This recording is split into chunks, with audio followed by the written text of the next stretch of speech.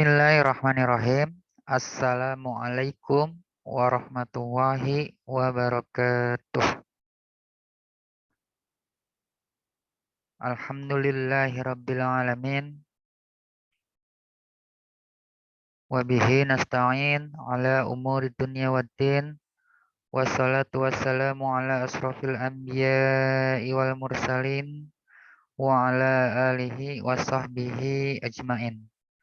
Qala rabbi shrah li sadri wa yassir li amri wahlul 'uqdatam min lisani yafqahu qawli, amma ba'd. Yang Bapak banggakan, anak-anakku sekalian, siswa-siswi SMA IT Al-Ikhwan kelas 11 IPA maupun IPS yang mudah-mudahan dirahmati oleh Allah Subhanahu wa taala. Amin ya Allah ya rabbal alamin. Ya, anak-anakku sekalian, pada hari ini kita masuk ke materi Al-Quran Hadis, yang mana Bapak Iful akan membahas bab pertama tentang penciptaan manusia. Kalian juga bisa lihat di LKS, ya, bab pertama. Di sini yang pertama ada fase penciptaan manusia. Nah, di sini ada dalil naqli dalam surah Al-Mu'minun ayat 12 sampai 14. Bismillahirrahmanirrahim.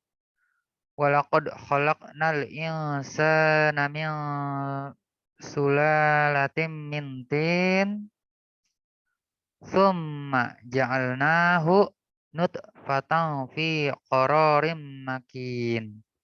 Tsumma khalaqnan nutfata 'alaqatan fa khalaqnal 'alaqata mudghatan fa khalaqnal mudghata izzaman kasawna izzamalah summa ansha'nahu khalqan akhar. Fatabarakallahu ahsanul khaliqin. Yang artinya, dan sesungguhnya kami telah menciptakan manusia dari suatu saripati atau yang berasal dari tanah.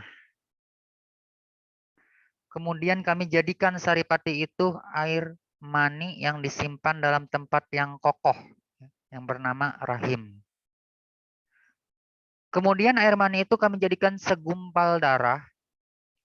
Lalu segumpal darah itu kami jadikan segumpal daging. Dan segumpal daging itu kami jadikan tulang belulang. Lalu tulang belulang itu kami bungkus dengan daging. Kemudian kami jadikan dia makhluk yang berbentuk lain. Ya, dalam hal ini adalah janin menjadi seorang manusia. Maka Maha Suci Allah, pencipta yang paling baik. Apa sih isi kandungannya? Ya, ini dalil naqli tentang penciptaan manusia, fasenya atau proses penciptaan manusia. Isi kandungannya ialah Quran Surat Al-Mu'minun ini menerangkan tentang proses penciptaan manusia yang sangat unik. Proses penciptaan manusia diuraikan mulai unsur pertamanya. Proses perkembangan dan pertumbuhannya di dalam rahim sehingga menjadi makhluk yang sempurna dan siap lahir menjadi seorang anak manusia. Pada ayat 12, Allah SWT menjelaskan bahwa manusia diciptakan dari saripati yang berasal dari tanah. Tentu kita mengetahui ya, manusia itu diciptakan Allah dari tanah. Beda dengan jin yang diciptakan dari api dan malaikat yang diciptakan dari cahaya. Selanjutnya, pada ayat 13 dengan kekuasaannya ya, dengan kekuasaan Allah, saripati yang berasal dari tanah itu dijadikanlah menjadi nutfah ya, yang artinya air mani. Ya. Dalam istilah biologi, air mani seorang laki-laki disebut sel sperma. Dan air mani wanita yang disebut dengan sel telur atau ovum. Nah, ketika terjadi pembuahan ya, ketika keduanya bertemu dalam proses konsepsi atau pembuahan, maka kemudian tersimpan dalam tempat yang kokoh yaitu rahim seorang wanita. Ya, jadi dalam di ayat 13 ini adalah bagaimana caranya proses awal ya, proses awal sebelum terjadi pada saat terjadinya pembuahan, yaitu pada saat anak manusia menikah ya, menikah terus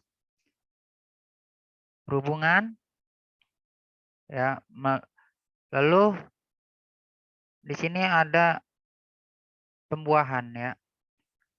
Air mani laki-laki dicampur dengan sel telur atau ovum ya, yang ditempatkan di mana? Di dalam rahim seorang wanita ya. Rahim ini adalah tempat yang kokoh dalam rahim perut wanita, yaitu yang bernama rahim, disebut rahim. Selanjutnya pada ayat 14 dijelaskan ketika berada di dalam rahim. Ya. Ketika sel sperma ini sudah sampai pada ujungnya ya, sudah sampai di mana? Di rahim. Nah, disitulah awal-awal kehamilan seorang wanita. Ya. Jika sudah melalui proses pembuahan antara air mani dan ovum dan sehingga berhasil menempati rahim, maka terjadilah pertumbuhan janin. Ya. Pada masa awal itu disebut apa yang namanya zigot. Ya. Zigot kalau dalam bahasa biologi itu. Ya. Nah, air mani ini yang sudah sampai di rahim itu mengalami pertumbuhan ya selama kurun waktu tertentu atau kurang lebih 40 hari. Nutfah tersebut berkembang menjadi alaqah. Alaqah itu disebut segumpal darah. Jadi air mani ya, setetes air mani ya, itu berkembang, bertumbuh menjadi alaqah yang disebut segumpal darah. Ya, kemudian dalam kurun waktu tertentu pula, kurang lebih 40 hari, alaqah ini berubah menjadi mudghah, segumpal daging. Lalu selama kurun waktu tertentu lagi, kurang lebih 40 hari, berubah menjadi tulang belulang yang dibungkus daging. Dan akhirnya tumbuhlah dan berkembang menjadi seorang atau menjadi anak manusia. Sebagaimana disebutkan dalam ayat tersebut, kemudian kami menjadikan dia makhluk yang berbentuk lain. Ya, yang tadinya janin menjadi seorang berbentuk manusia yang sempurna. Nah, kita lihat di sini. Oke. Ini tadi proses kejadiannya ya dalam surah Al-Mu'minun ayat 12 sampai 14 dari nutfah ini ya. Ini ininya nih alurnya ya. Alurnya itu dari nutfah atau air mani. Itu menjadi alaqah, segumpal darah. Lalu ke mudghah, yaitu segumpal daging. Baru dia ke izom dan lam, ya, tulang yang terbungkus dengan daging. Barulah dia menjadi tulang belulang, barulah dia nafkhum dan lam. Nah, terlahirlah manusia yang sempurna, baik laki-laki ataupun perempuan. Ya, itulah proses terjadinya. Kita bisa lihat di sini ya, di gambar ini masih belum jelas. Sel sperma ya menembus sel telur nih pada saat pembuahan. Sel sperma menembus sel telur. Ya. Terus sekitar 36 jam atau kurang lebih 1,5 hari gitu ya.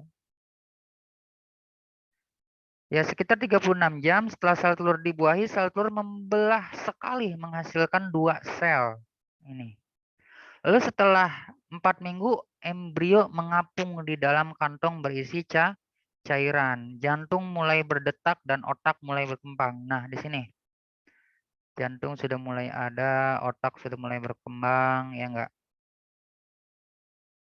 Ada sini cairan ketuban. Setelah 5 minggu, nah, ada beberapa tonjolan yang akan berkembang menjadi tangan dan kaki. Ekor embrio menyusut.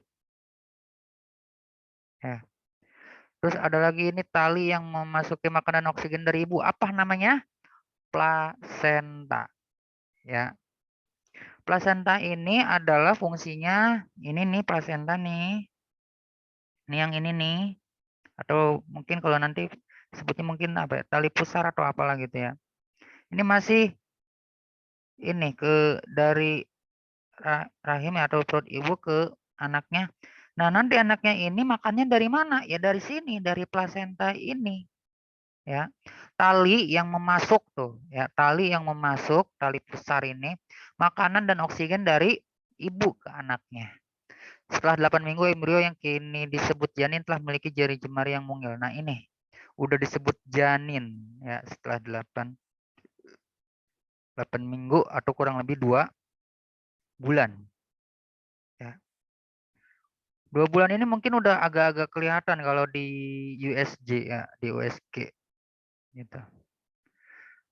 Nah, terus ini setelah 28 minggu ya, janin berkembang sempurna, berat badannya terus bertambah menjelang kelahiran. Nah, ini setelah udah besar janin nih, udah besar ya janinnya.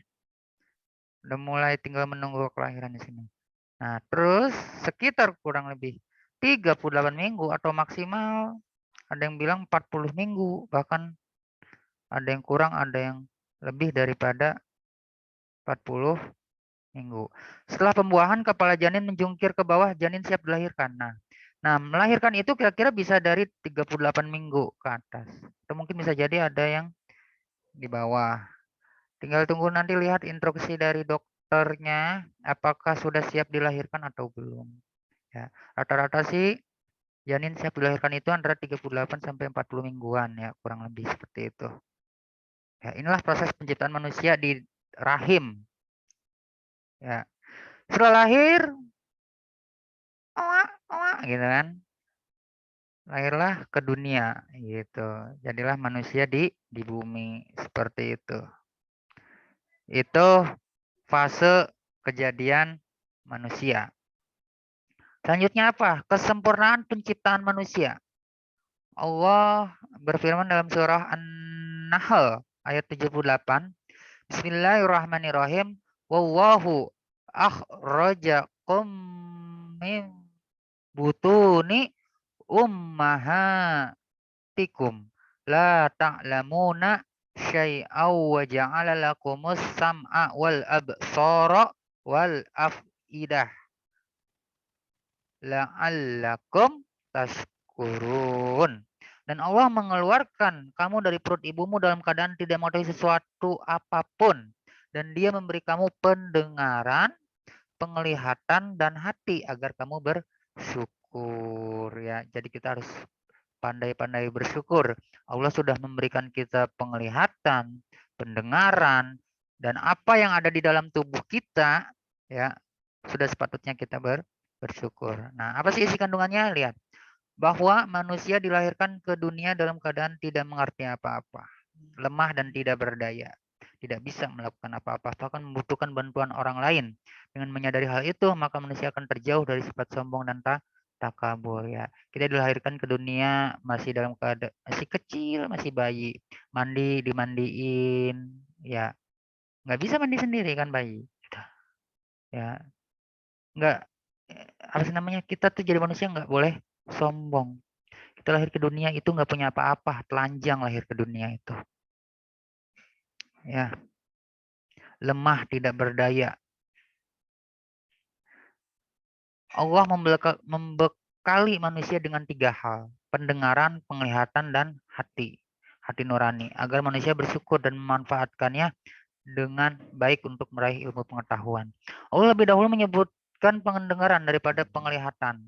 Dalam ilmu embrio dijelaskan bahwa pendengaran sudah berkembang saat manusia dalam bentuk janin. Nah, makanya kan pada saat udah ya paling tidak 2 bulan 3 bulan ke atas tuh harus udah bisa diajak ngomong tuh janin tuh ya sama orang tuanya.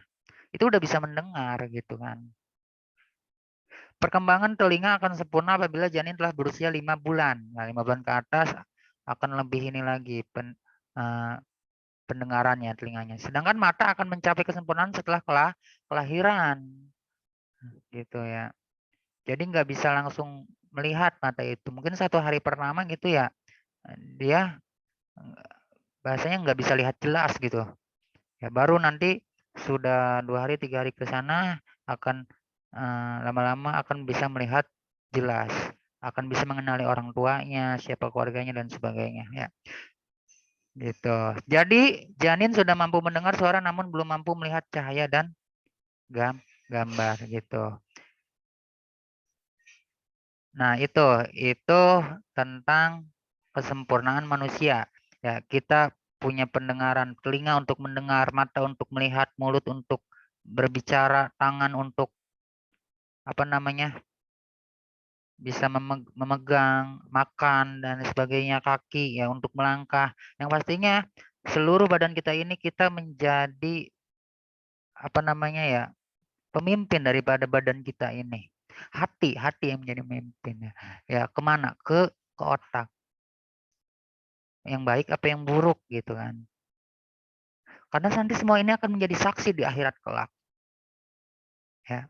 Matanya untuk melihat apa? Telinganya untuk mendengar apa? Kakinya udah dibawa kemana? Tangannya untuk berbuat apa aja? Nah, itu ya. Makanya bagaimana sih cara bersyukurnya? Ya dengan cara kita melakukan perbuatan baik. Mata untuk melihat yang hal-hal yang baik, jangan yang haram dilihat. Ya, kaki untuk melangkah ke tempat-tempat yang baik, jangan ke tempat-tempat yang tidak baik. Ya, mulut bicaralah yang sopan. Mulut bicaralah yang enak, yang sopan, ya gitu kan. Makannya yang halal, jangan yang haram. Ya, gitu. Ya itu semuanya dari ujung kepala sampai ujung kaki patut harus kita syukuri dengan caranya yaitu berbuat baik. Ya, gitu. Nah, terus manusia sebagai khalifah di bumi. Bismillahirrahmanirrahim. Allah berfirman dalam surah Al-Baqarah ayat 30 sampai 32. Wa iz qala rabbuka lil malaikati inni ja'ilun fil ardi khalifatan qalu ataj'alu fiha may yufsidu fiha wa yufsikud dima'a wa nahnu nusabbihuka bihamdika wa nuqaddisulak. Qala inni a'lamu ma la ta'lamun. Dan ingatlah ketika Tuhanmu berfirman kepada para malaikat, sesungguhnya aku hendak menjadikan di muka bumi itu seorang khalifah. Mereka berkata, apakah engkau hendak menjadikan khalifah di bumi itu orang yang akan membuat kerusakan padanya dan menumpahkan darah, padahal kami senantiasa bertasbih dengan memuji engkau dan mensucikan engkau. Tuhan berfirman, sesungguhnya aku lebih mengetahui apa yang tidak kalian ketahui. Nah, dilanjut dengan yang 31 dan 32. Allama Adamal asma'a kullaha summa araduhum alal malaikati faqala ambiuni bi asma'i haula'i in kuntum sadiqin. Qalu subhanaka la ilma lana illa ma 'allamtana innaka antal alimul hakim. Dan dia mengajarkan kepada Adam nama-nama atau benda-benda seluruhnya. Kemudian mengemukakannya kepada para malaikat itu lalu berfirman. Ya, lalu Allah berfirman, sebutkanlah kepadaku nama benda-benda itu jika kalian memang orang-orang yang benar. Nah, mereka menjawab, siapa? Malaikat. Malaikat menjawab, Maha suci Engkau, tidak ada yang kami ketahui selain dari apa yang telah Engkau ajarkan kepada kami. Sesungguhnya Engkaulah yang Maha mengetahui lagi Maha bijaksana. Ya. Nah, kita lihat kandungan surahnya. Ya, dalam Al-Baqarah ayat 31 yang pertama, Allah menjadikan manusia sebagai khalifah di muka bumi. Nah, kita tahu siapa sih manusia pertama di bumi? Nah, yaitu Nabi Adam alaihi salam. Nah, itulah dalil tadi yang surat Al-Baqarah tadi itu pada saat penciptaan Adam, ya. Nah, awalnya malaikat itu seperti tidak percaya kalau manusia itu bisa memimpin di bumi gitu kan. Nah, lalu Allah memberikan pengetahuan kepada Adam yang tidak diketahui oleh malaikat. Sehingga pada saat tadi di ayat yang ke 32 ya, sadar sendirilah bahasanya tuh itu malaikat bahwa dia tidak mengetahui ya, karena hanya Allah yang mengetahui. Mereka itu mengetahui kalau Allah memberitahu. Nah, kalau Adam udah dikasih tahu sebelumnya. Misalkan nama benda ini apa? Nama benda itu apa? Udah tahu Adam. Nah, makanya dari itu semua malaikat mengakui bahwa Adam lah gitu, bahwa Adam yang bisa dibilang lebih baik. Nah, maka dari itu untuk penghormatan Allah menyuruh semua makhluk ya, semua malaikat pada waktu itu, semua malaikat untuk sujud kepada Nabi Adam. Kecuali satu yang tidak sujud. Siapa? Azazil ya. Azazil ini dulu adalah bisa dibilang rajanya para jin dan malaikat. Nah, karena dia tidak taat kepada Allah, maka Allah murka kepadanya dan dia diberi julukan apa? Iblis ya. Gitu. Jadi sebenarnya iblis itu nama aslinya adalah Azazil. Ya, raja daripada malaikat dan jin. Nah, karena dia ingkar, karena dia tidak mau sujud kepada Nabi Adam, maka dia adalah disebut iblis. Kenapa? Dia ingkar, dia merasa lebih hebat daripada Adam. Adam diciptakan dari tanah, sedangkan dia diciptakan dari api. Dia merasa lebih tinggi. Dia merasa sombong. Makanya dia tidak mau. Pada itu Allah murka dan iblis dikutuk selama-lamanya ya sampai pada nanti hari kiamat. Nah, iblis tidak terima. Nah, maka dari itu iblis mau terus menggoda anak cucu Adam, ya bahasanya dia mau balas dendam ke anak cucu Adam, mau digoda biar menjadi teman dia nanti di neraka. Nah, Allah sudah membekali manusia itu akal. Untuk apa? Mengetahui mana yang baik, mana yang buruk. Tinggal nanti manusia pilih yang mana. Mau mengikuti yang baik apa mengikuti yang buruk. Mau ke surga apa mau ke neraka gitu kan. Nah, terus yang kedua, Allah adalah Tuhan yang Maha mengetahui atas segala sesuatu.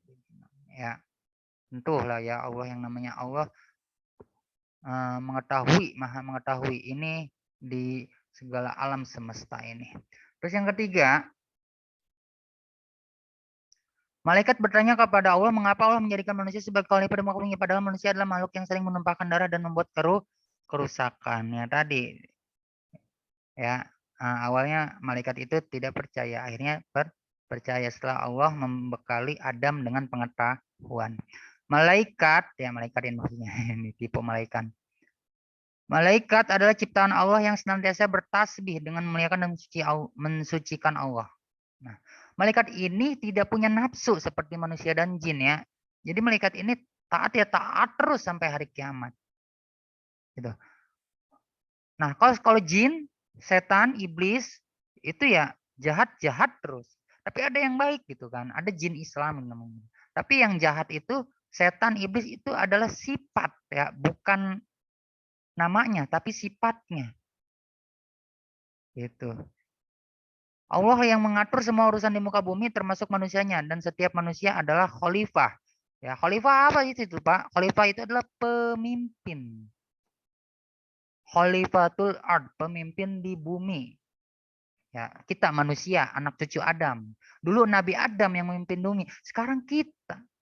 Ya, itulah.